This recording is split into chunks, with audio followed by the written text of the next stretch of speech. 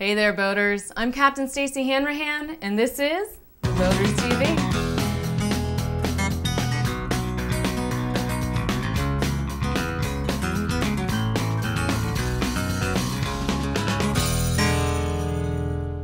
First up, we'll see what's splashing around in nautical news. Licensed merchant mariners, listen up. The deadline to get your TWIC is fast approaching and, depending on your location, may have already sailed by.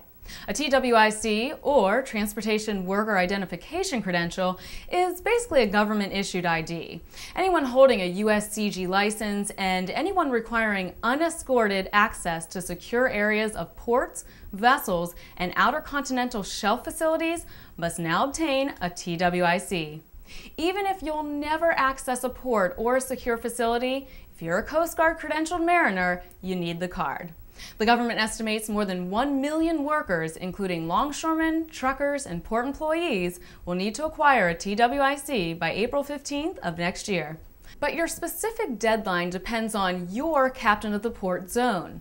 Boston, your deadline was October 15th. Buffalo, your deadline is tomorrow.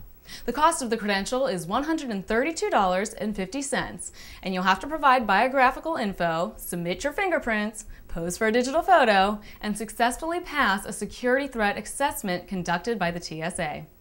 But I've got some good news for you if you happen to be attending the biggest boat show in the world this weekend. The Marine Industries Association of South Florida will be hosting a TWIC Enrollment Center, open every day of the Fort Lauderdale International Boat Show. They do encourage you to pre-register online, as this will reduce the enrollment process to about 10 minutes. For more information on the TWIC, go to www.tsa.gov/TWIC. Now it's time for our Boat Test Reports Feature of the Week, where we'll take a look at the Cabrio 220 by Larson. Welcome to BoatTest.com. I'm Captain Rob Smith on board Larson's Cabrio 220. You're going to find a lot of features on this boat that you might expect on a much bigger boat. For instance, the bow rails. The bow rails are much thicker and more heavy duty than you would normally expect. Got a stainless steel remote control spotlight on the front. Adding filler cushions, you can stretch out into the sun or you can camp out under the stars, especially when you opt for the camper canvas. Inside we have a 300 horsepower 5.7 GI Volvo Penta engine. The automatic fire extinguisher is evident in front of the engine. The gauges were all in good position, and the upgraded throttle with extreme cable system had smooth action. There's the deep step in front of the cabin door that they have a partial filler for. The cabin door slides in behind the helm, forming part of the footrest at the helm. Down in the cabin, I'm 6 feet tall and I'm laying crosswise in the convertible berth dinette area. Got plenty of room, so 2 adults and a few kids could actually sleep down here. There is a porta potty to starboard, and the V berth can be converted, although it'll be a bit cramped overhead for adults. The Cabrio 220 measures 22 feet 1 inch on centerline with a beam of 8 feet 5 inches. She tips the scales at 4,200 pounds dry, so she is traderable.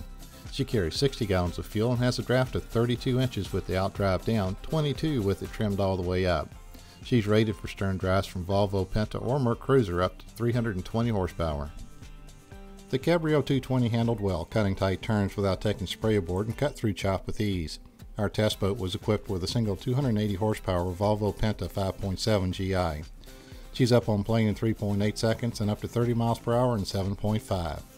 At a comfortable cruising rate of 3,000 RPM, she's traveling 23.6 miles per hour, burning 7.9 miles per gallon for a full tank range of 162 miles. Sound levels reached 98 dBA at top end.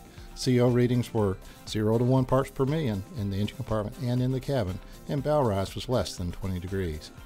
Thanks to Boat Test for that report. To see more of the Larson Cabrio 220, you can cruise on over to Boat Test website at www.boattest.com. Now it's time to answer yesterday's Rules of the Road question. The question was, both international and inland, your vessel is not making way, but is not in any way disabled. Another vessel is approaching you on your starboard beam. Which statement is true? A, the other vessel must give way since your vessel is stopped.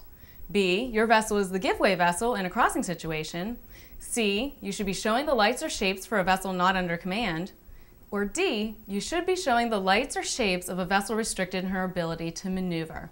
And the answer is B, your vessel is the give-way vessel in a crossing situation.